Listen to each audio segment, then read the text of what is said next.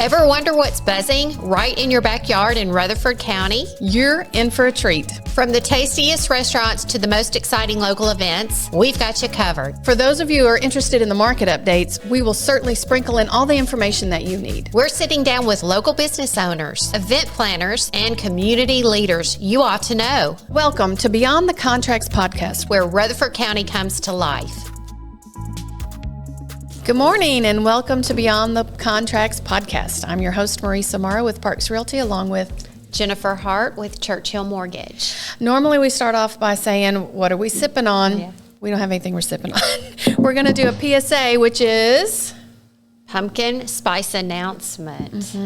So Jennifer has brought us an array this morning Yes. of goodies that we Yes. are going to taste test and Yes. let you know, because we need you to be informed like we are. Okay, so let's start with this. We've got two. Okay, what we got? And we're going to start off with the pumpkin spice Pop-Tarts. And so you want to Okay. break... I can't imagine these would be bad. Oh, I just popped myself in the lip with it.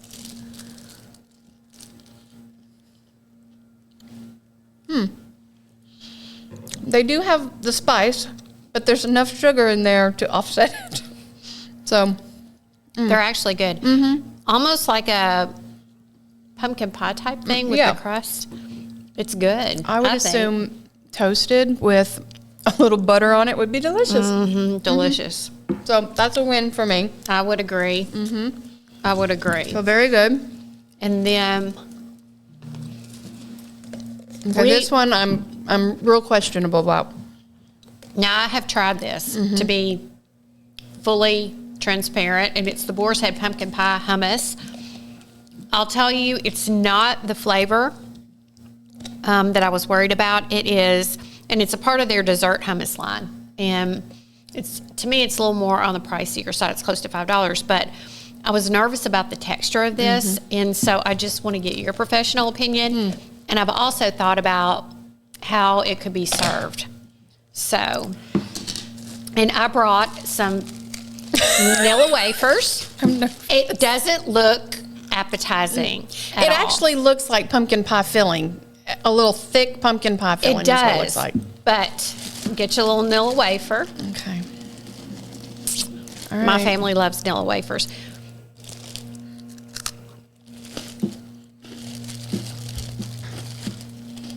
And, It's very creamy. yeah, shocking. There's no texture, right? That is really good. I'm really shocked at how good that is. Exactly. And how would you serve it?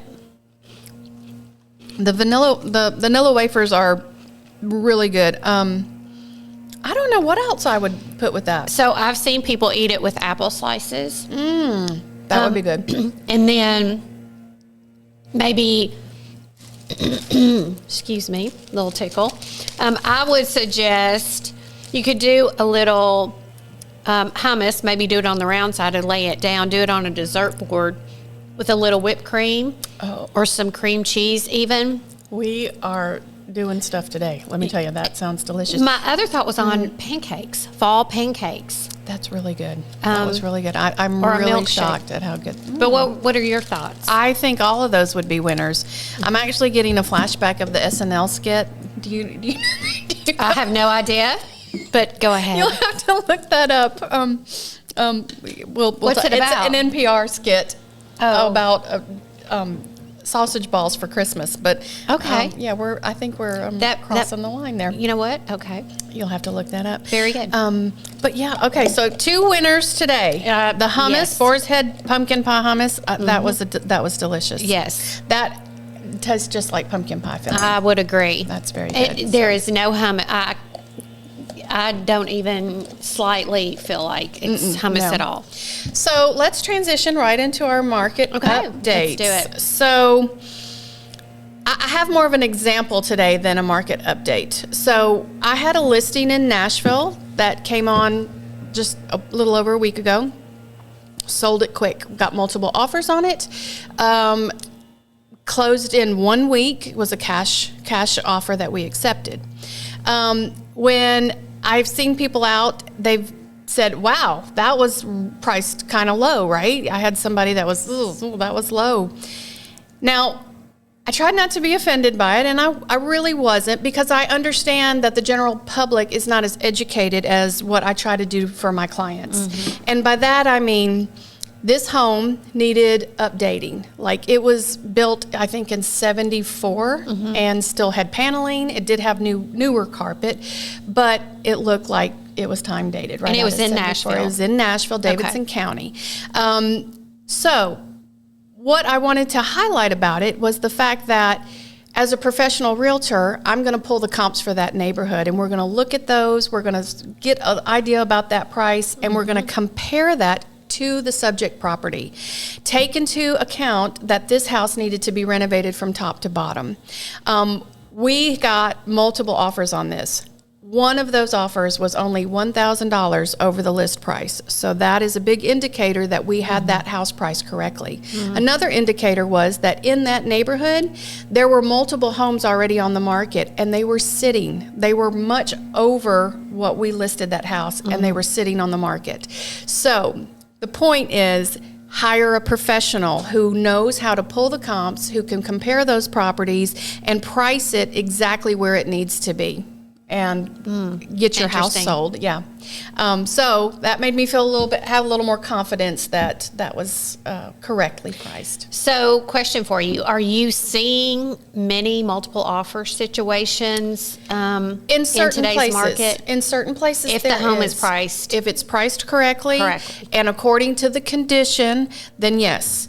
And that was under $300,000. Now the homes that are a little bit over that, you know, they are gonna sit a little bit. That's a bigger decision when you get up in the 4s and 500s. So, you know, it kind of is targeted per the list price. So I have a story for you as well, which ties in a little bit. It's in regards to a conversation, actually 2 conversations I had this week. And the first was with a borrower, and I've worked with this gentleman before, and he has moved to a different state, and he is renting right now. And as we were talking through the pre-approval and working through it, his comment to me was, as we're looking at the payments, we talked budget, and we go through all those details. We look at how quickly he'll build wealth where he is based on appreciation rates in that particular area. But his comment to me was, I'm not as concerned about the interest rate, to be honest with you. My concern is negotiating, being able to negotiate with the seller. And we are actually seeing that some where buyers are able to negotiate. A lot of that has to do with the time of year. Most people move during the spring and summer months, correct? And people are wanting to settle in for the holidays. But also the fact that interest rates have ticked up even from where they were before. But if that is one thing that, and again, he can qualify with where the interest rates are. That's a big deal for a lot of people. So I just want to specify you have to qualify. Well, that tells me that you've done your job as a professional and educated him on, let's not focus on the interest rate that's going to change, and you have options down the road. Yes, exactly. Find out what you can afford, find the house, and we can fix that, change that a little bit once we get you in there. Right. So definitely. And then I shared this with you, but I had a conversation. I was at a ribbon cutting, and there was a local broker, whom we both know and admire and respect because he's been doing his job for a lot of years. And he stopped and asked me, he said, what are you seeing, or what are your thoughts on this market? And I shared with him exactly that. And I said, what a lot of people fail to realize is you can actually negotiate right now. That's right. And his comment was that he had shared with the agents in his office that this is what we see in what's classified as a more normal market. Right. And I thought that was interesting, his perspective, and also this buyer's perspective and the way they view it. Because in reality, they're both correct. They're both correct. I was actually listening to a podcast this week. It's an educational podcast for selling, and they were talking about negotiating in this market. And so we're trying to stay on top of our education to educate our clients. But with that, people think negotiation is just numbers. There's so much more to it.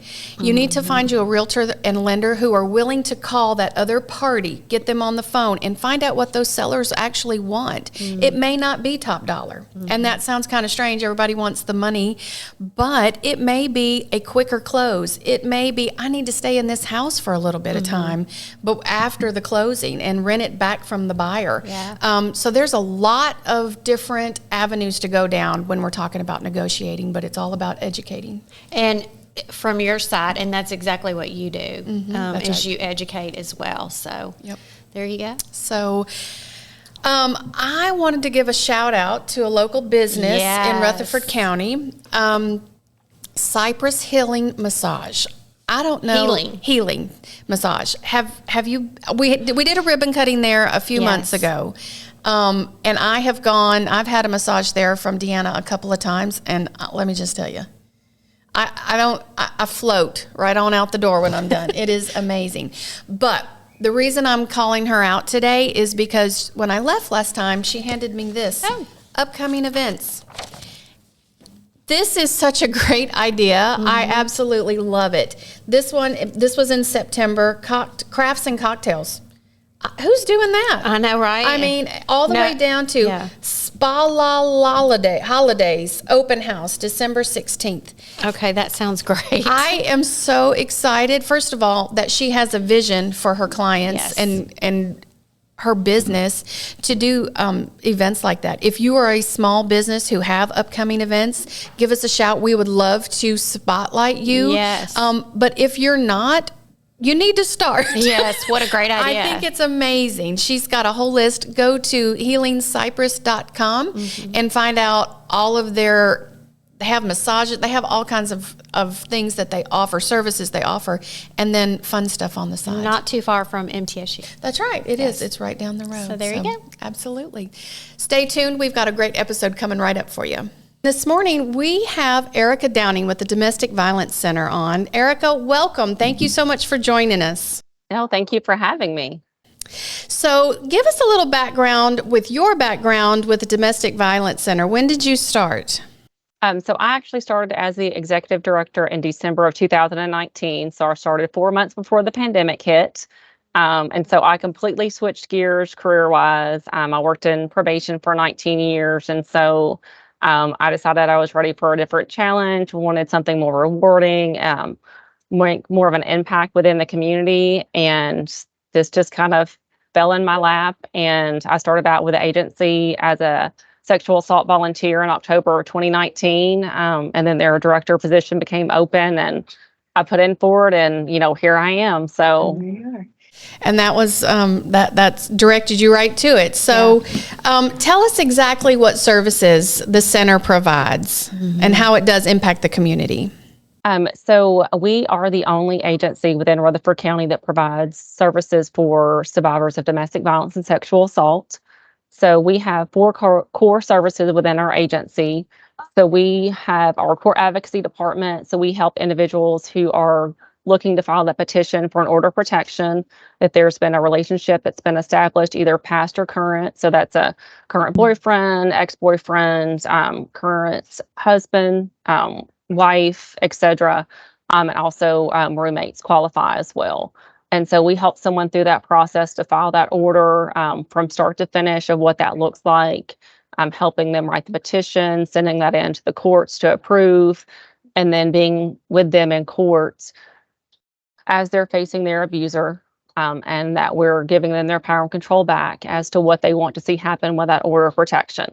And so we have a courts attorney that actually represents all of our clients at no cost, because court is a very scary experience, especially when you're in court with your abuser. And so we want to make sure that their voice is heard and their voice is represented, and that what they want to see happen on that case is what we try to make happen.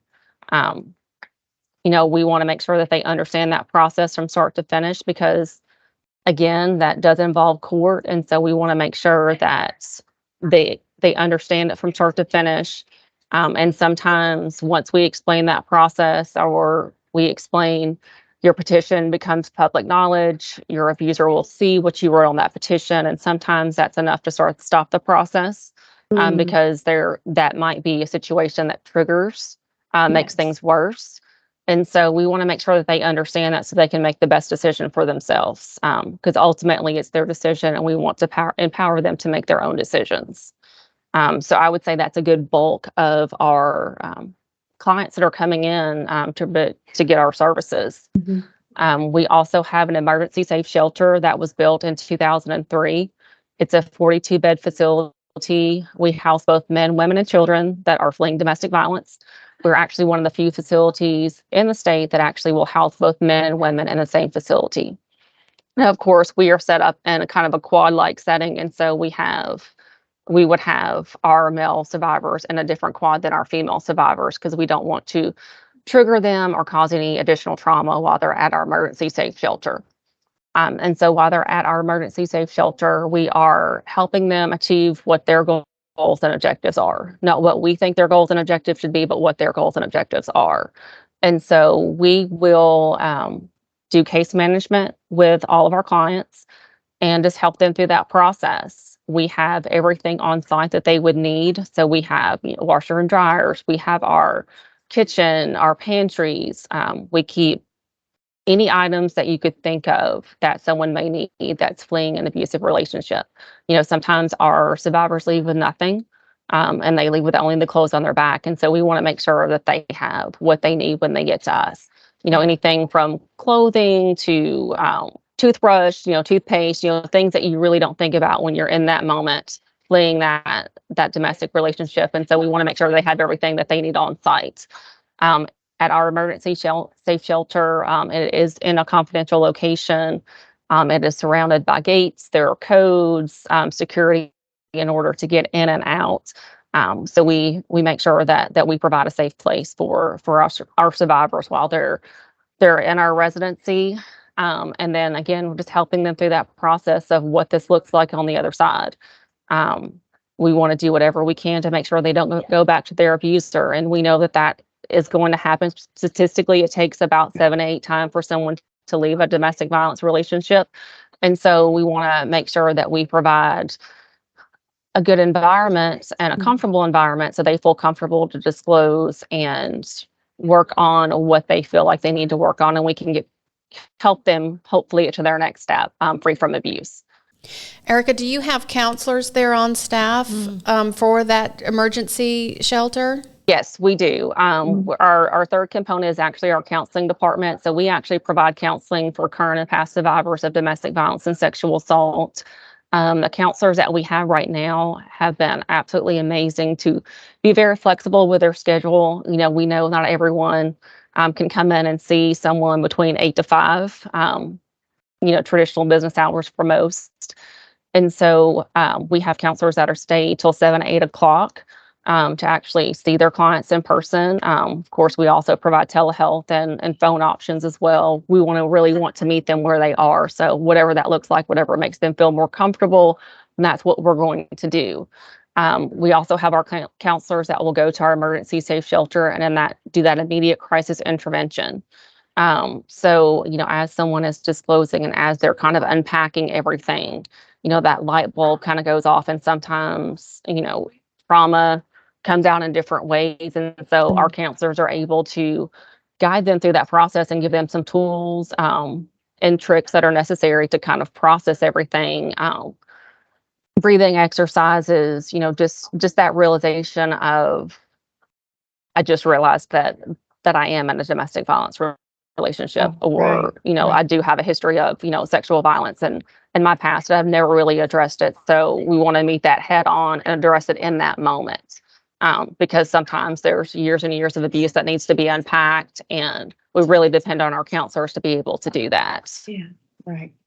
I can imagine that there's just a whole gamut of of different situations that you've seen. I know Jennifer and I, being on the board of the Y, we've dealt not really hands-on, but within that, we'd have the race coming up that goes to On Saturday. on this Saturday, that addresses that benefits in honor of two people in our community that were taken by domestic Absolutely. abuse. So Angie it's Lampert and Carla Yep, Dillard. that's right. I remember Carla's story very well.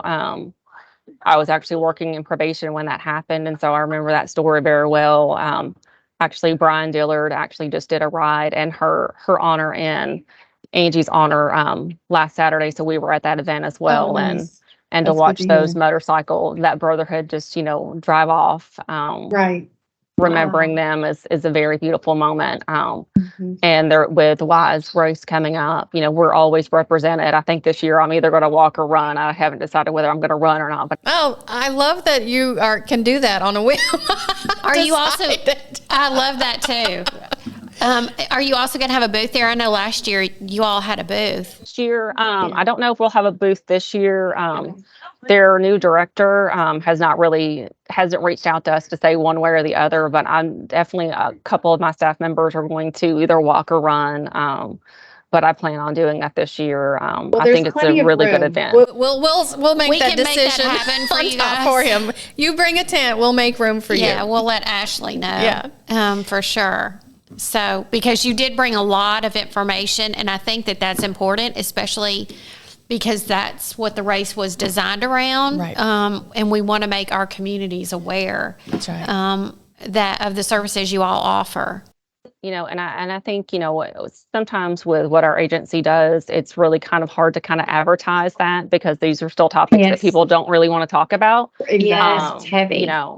And so, it's not something I can kind of wrap up in a pretty little package and present it to the Right. community because it's the good, bad, and the ugly, and that's life. Right. And, statistically, 1 in 3 women and 1 in 4 men have experienced domestic violence in their lifetime. So we're walking right Wow. alongside of someone every single day that's experienced Yeah. domestic violence or even sexual assault, and they're trying to determine whether you're a safe place or not to disclose. Right. Are there And Are there signs or things of something that somebody or individuals can be aware of that their relationship just does not seem off, or it seems off, it does not seem healthy, or are there certain signs, or is it just completely different for everyone? it's completely different for everyone, but sometimes it's we know our family members better than anybody. So when we see like changes in their behavior, maybe they were very extroverted and now they're introverted, or just their whole appearance has changed. They're constantly checking their phone because they're checking their text because he's texting multiple times a day, or he or she is waiting out in the parking lot, or they're while they're at work, they're checking their mileage. When they go to work, their abuser knows how many miles they are from A to B, and they're like, okay, well, you're 5 miles from the house to your employer. You drove 60 miles today. Where did you go? What did you Wow. do? And so it's little things like that that can start as innocent as any relationship starts, and it escalates. It's about power and control. It's not about love. We always want to use the power and control wheel, especially with our survivors that come in, because you can start identifying those behaviors. Manipulation. Are they cutting you off on finances? Little things like that. They start adding up, and you can see it in black and white. And once you see it, that you can see that realization of like, okay, like this is not normal.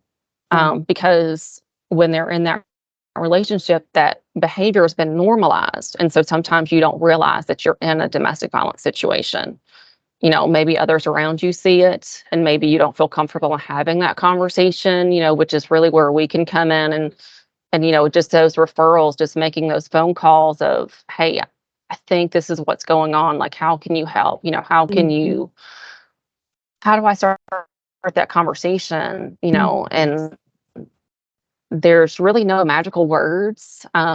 There's nothing that you can say to make someone stay or leave. It's going to be their decision regardless. But keeping that open mind and holding that space where they feel comfortable to talk to you, because if they disclose to you and you don't believe them, the likelihood of them going to someone else and disclosing decreases. Because if you're their good friend and you don't believe them, then how are they going to think that law enforcement's going to believe them? Or, Right. one of our advocates is going to believe them. And so that first impression is everything. I say that when someone comes into our agency, if we get it wrong, they're not coming back. Right. Sometimes it's the same thing with law enforcement. Our law enforcement officers in Rutherford County are absolutely amazing. But we all have, all of us, regardless of what our profession is we have off days. And our agent, in my opinion, my agency is not allowed to have a bad day because that can make it or break it for somebody. Right. And That's a lot of pressure. that's a lot of pressure, and again, trauma comes out in different ways. And so someone can be very jovial or they can completely, break down in tears, and the kind of knowing how to navigate that and just keeping that open space for somebody is really the most important thing that you can do. And when they're disclosing to you, they're not expecting you to solve their problems. They're really trying to determine whether you're a safe space and if you're going to Yes. believe what they are saying. Yes. Because I think, especially as women, I think all women are guilty of this, is we want to solve that problem. We want to get in, get our hands dirty and Absolutely. solve that. Yeah. And that's not always what needs to happen in that moment, because if you're focused on how do I fix the situation, you're not really hearing what they're saying and what they're disclosing to you. Well, and I'm sure too that most people or some people would just leave, just go. Why in the world are you staying there? And that's not feasible for most. Well, I mean, there's, financial abuse is on the rise, and, they maybe don't know what's in the checking account, or they have an allowance, so to speak, every week. And so they don't really know. And so their circle of friends and their support has been kind of focused in a small little area. And so they don't really know what's out there. And if someone tells them enough that you're not worthy, no one else will love you, you're lucky that, you have me, no one else is going to do this for you. When you hear all those things day in and day out, that perception becomes your reality. Right.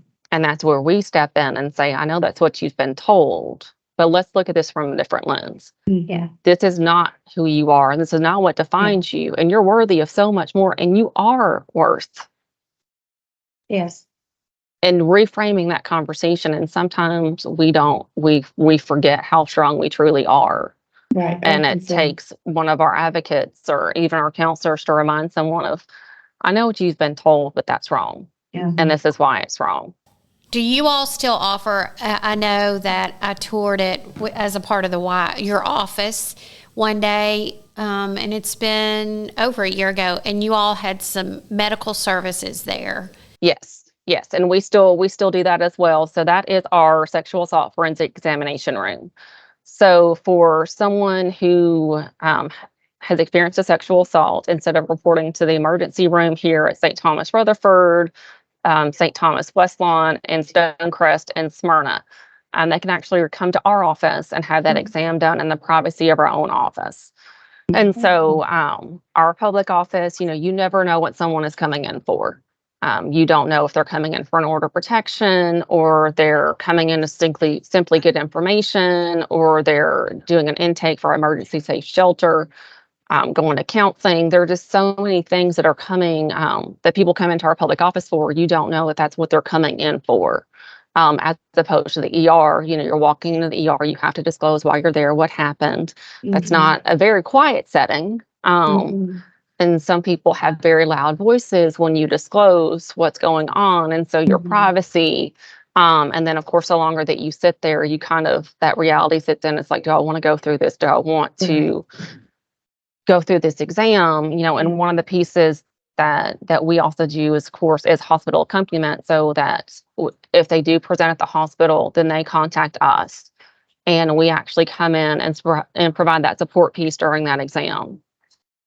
We are there during that exam if the survivor wants us to be, or we wait after that exam. But we are strictly there to support them during that exam. We're not interfering in medical or any type of, interview or anything like that, but we're there to strictly support them in that moment. Yeah. And then, of course, after the exam, making sure that they understand what resources that we can provide, if we can follow up with them, just to really check on them to make sure that they're okay, because it's a lot to process. And that's actually how I started with the agency, is that I still do hospital accompaniments as I still volunteer at the agency that I run, which is, funny because my board, I asked, can I still volunteer as the director? And they're like, well, if you still want to volunteer, then absolutely. But That's amazing. kind of That's a weird really, request, but it was what led me to the agency. So it's something very important to me that I will always support a survivor, and I'll always believe them in that moment. If someone wanted to volunteer, Yeah. what's the best way for them to start that process? Or to give. Yeah. So on our website, we actually have a volunteer tab that you can fill out the volunteer application. We also have different roles that you can, if sexual assault advocacy is not where you feel like you're led, then we also have opportunities for our domestic violence response team to help with order protections, help with our crisis lines that run 24/7. So we have those different opportunities. And if that's something that, like I don't want to work in someone else's trauma because it could be triggering for me, then we also have those opportunities where if you want to help us, answer the phones at the office, help us file, there's literally something I can put anybody to work for that's willing to do that. Right. And so And we can have those someone- opportunities. Can someone make a donation through your website as well? Yes, we have our donation tabs as well. That goes, it's, by credit card, it goes directly into our account. You can designate if you want to give an honor of someone or in remembrance of someone as well. But all of those donations go to our direct services, because all the direct services that we provide are at no cost to our survivors. So part of my responsibility as the executive director is that I write all the grants. And so a lot of our funding does come from grants, but we're always looking for those private donors and those corporations that resonate with our mission and want to support the local survivors of Rutherford County when it comes to domestic violence and sexual assault, because the county grows about 5% every single year, and our services grow pretty much mirror that. It's 6 to 7% each year. And so we see new survivors that are coming in every single day and every single year. And so we want to make sure that we can provide those services. Right. And I know the holidays are coming. Yes. And so at Christmas, I know last year we did some things. Right. And I know they're very specific in terms of needs, because you really never know how many guests you're going to have in your safe shelter. Can you just briefly touch on that? And maybe if somebody wants to, because there are kids there sometimes, correct? Yeah. Absolutely, and, when we never know what that looks like, and especially around the holidays, Thanksgiving, Christmas, we want to provide a normal experience in an abnormal situation. And so, no one expects to be at our emergency safe shelter around Christmas. And so, we have, donation drives for toys and different items like that, even, pajamas and clothing and things like that for kids. And because we want to make it as normal as we possibly can. Those mothers are trying to, create that environment that it's normal. And so we want to try to help them as well. So we've had our Secret Santa program the last couple of years. And, sometimes it's right up until that week where we have new residents that are coming in, and we're trying to meet those needs. And the community has always been very well to kind of wrap their arms around us and say, okay, well, what do you need? Like, what are you falling short on? Whether that's, I don't have time to shop, but here's a gift card, that we can give. So one of the mothers and say, hey, go spend it on whatever you need to. Yes. And so there's always those opportunities. And, for me, it's like, I love giving gifts. And so we have so many people out in the community that when those opportunities arise, like they meet it every single time. Yeah. fantastic. Awesome. Yep. Well, we can't thank you enough. I mean, it's a hard topic for sure, just like you already said, but it is definitely a need. And we know with, and you're a diplomat as well, with 20 plus people moving into our county every day, daily, yeah. it's the need's only going to grow. That's right. For sure. Ericka, tell us what is the website where we Yeah. can find all the information on? So our website is www.dvsacenter.org. Okay. Okay, great. Right. Well, thank you so much again. Yes. We really appreciate it. And if you need any more information, please reach out, and one of us or their website has all the information that you need for it. Thank you so much. We Thanks, Ericka. appreciate you.